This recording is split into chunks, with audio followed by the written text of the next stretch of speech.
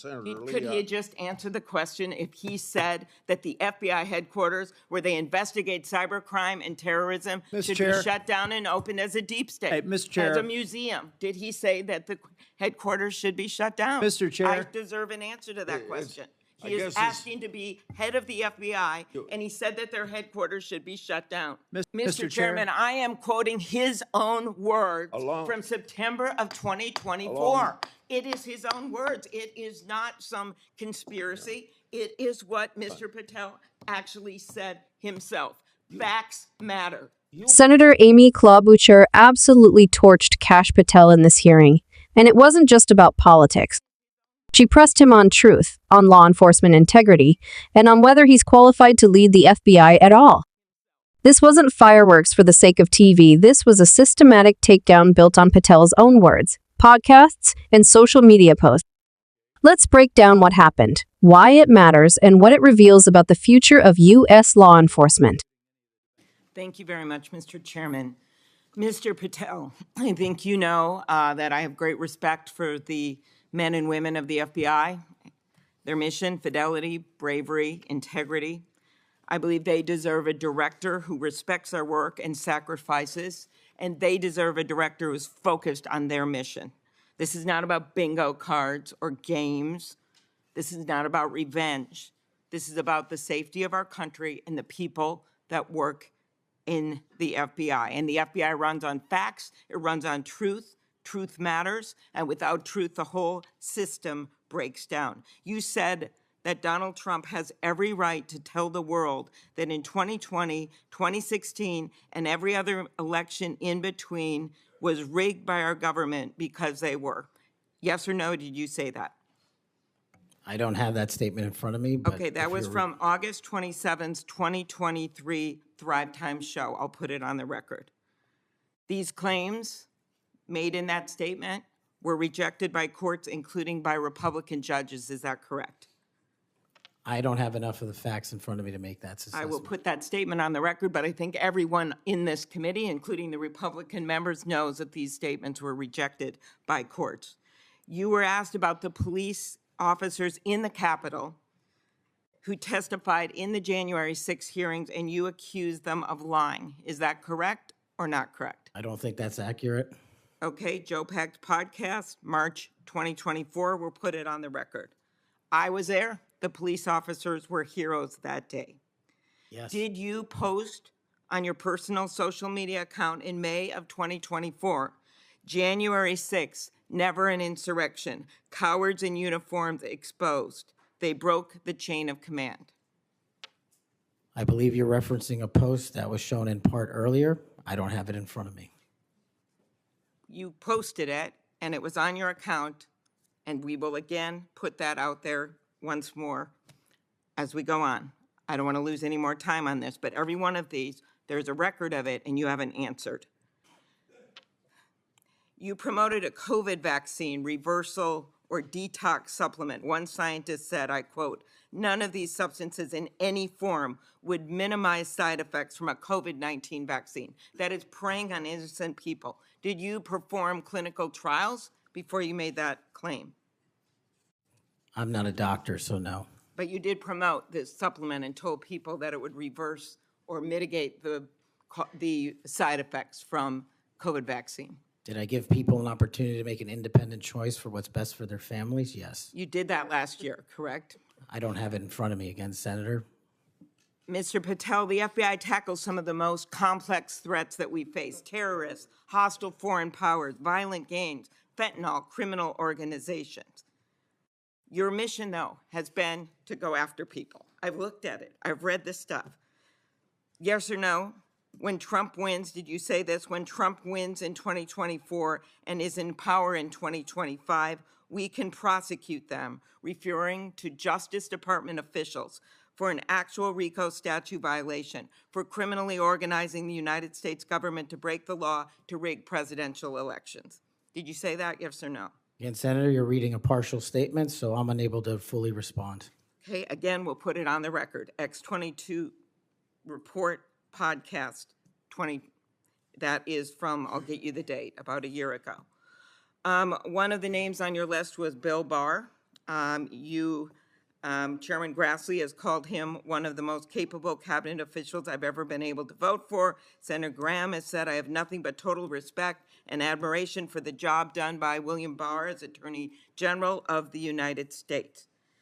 Is Bill Barr on your list of whatever you want to call them, been referred to as an enemies list? You've called them deep state after serving his country as the Attorney General of the United States.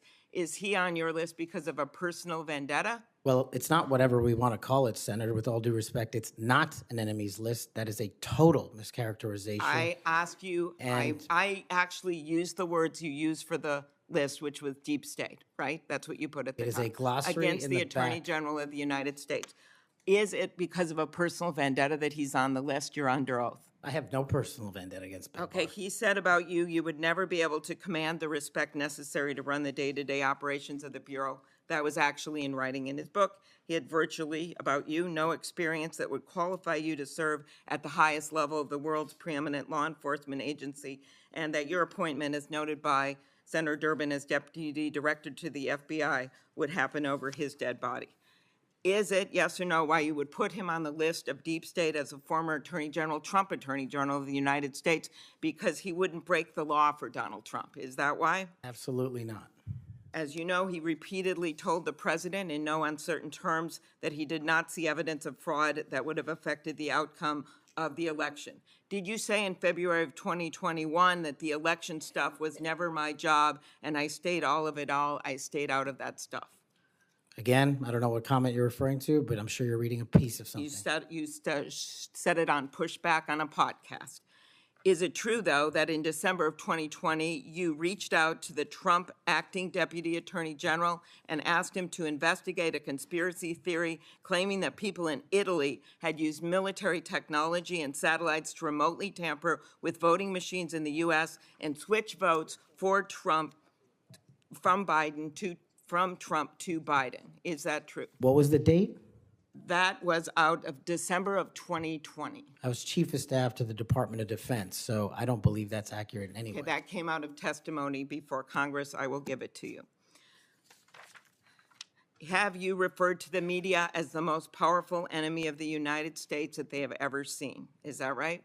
Again, you're reading a quote. I take that you're reading it accurately. CPAC 223-24. You said we're going to come after the people in the media who lied about American citizens who helped Joe Biden rig the elections. We're going to come after you whether it's criminally or civilly. Is that something you said? That's a partial statement of what I said. Steve Bannon's podcast. You also said you would put the entire fake news mafia press corps on your list. Is that correct? Is that what you said? I don't have that in front of me. Benny Johnson's podcast 8/21/23. You have said that the FBI, including today, you said that they remain utterly corrupt. This is an agency with agents who have taken down terrorists, taken down bank robbers, taken down crime. And you wrote that the FBI has become so thoroughly compromised that it will remain a threat to the people unless drastic measures are taken. Do you know that under Chris Wray's leadership, he took over at a very difficult time, we all know that, appointed by President Trump, that during his tenure, the applications to the FBI has in fact tripled? Do you think people would be applying to that agency like in those numbers if they thought it was so corrupt? The American public's trust in it is at 40%. That's an all-time low. Did you say that the FBI headquarters should be shut down and reopened as a museum of the deep state? Mr. Chairman, are we allowed to go an extra time? Let's see, you get a second round.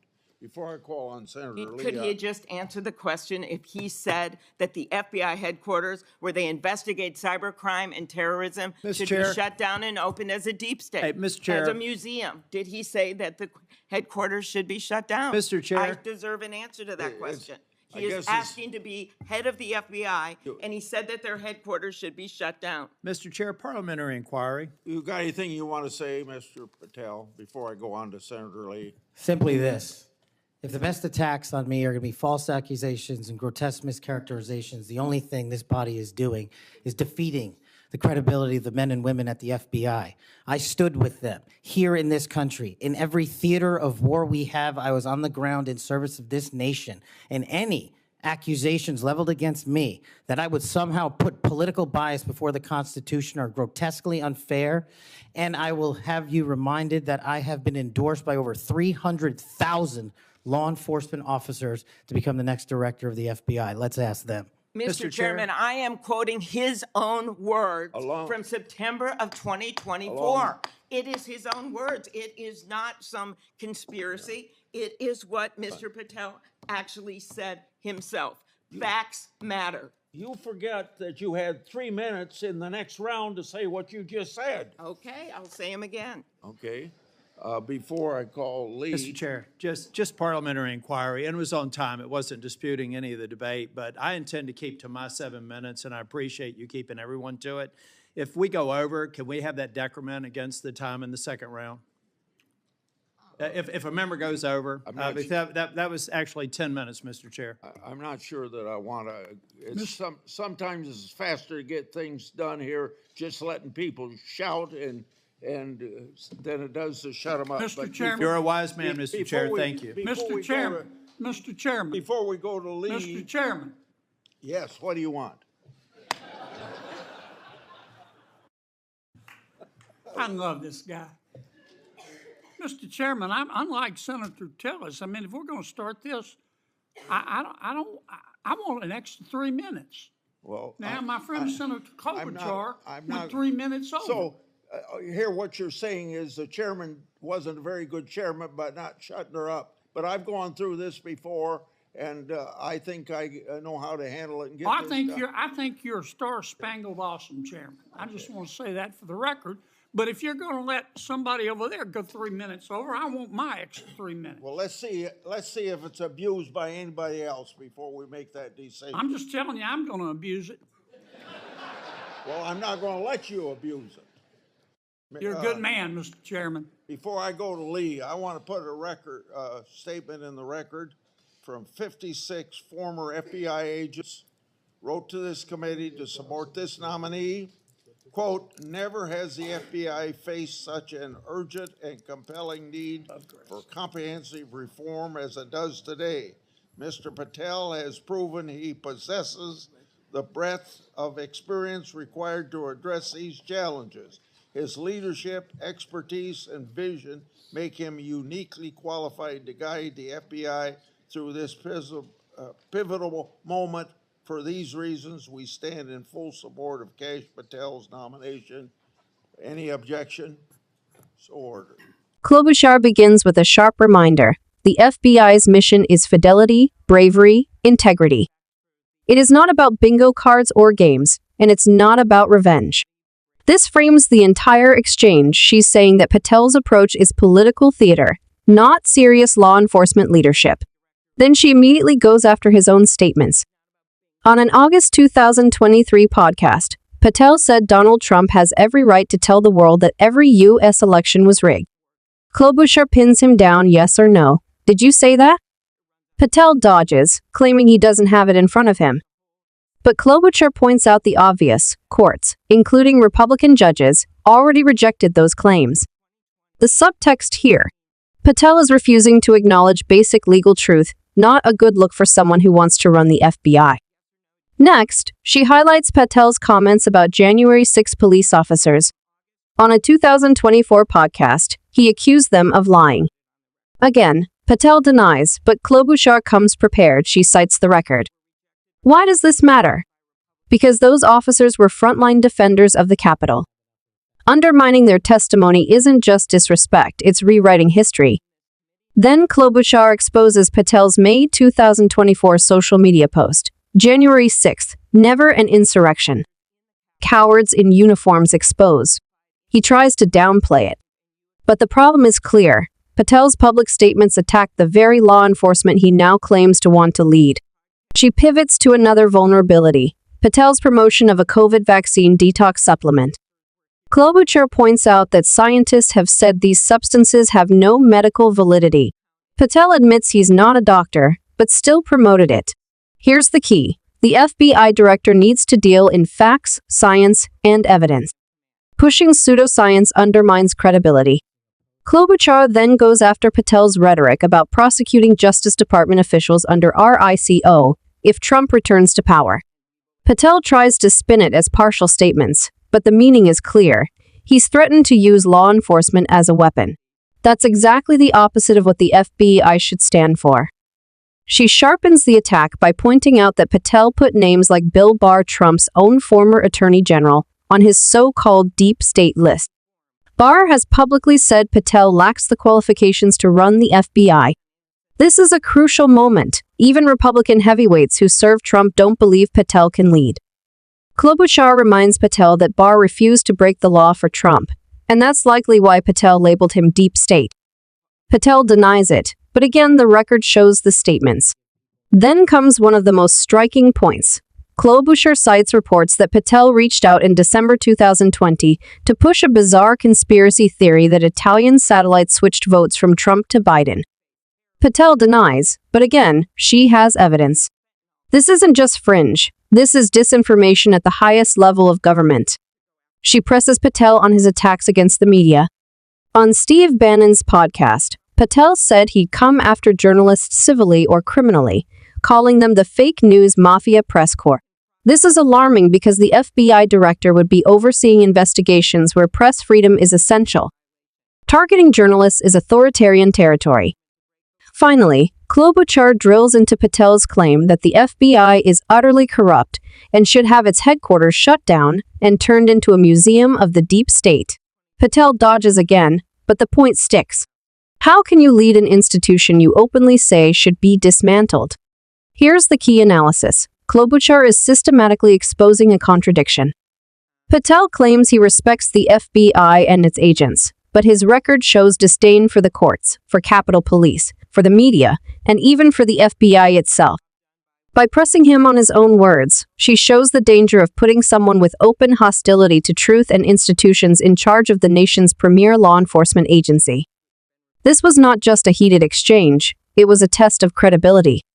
And Patel's answers, or non-answers, revealed why this nomination is so controversial.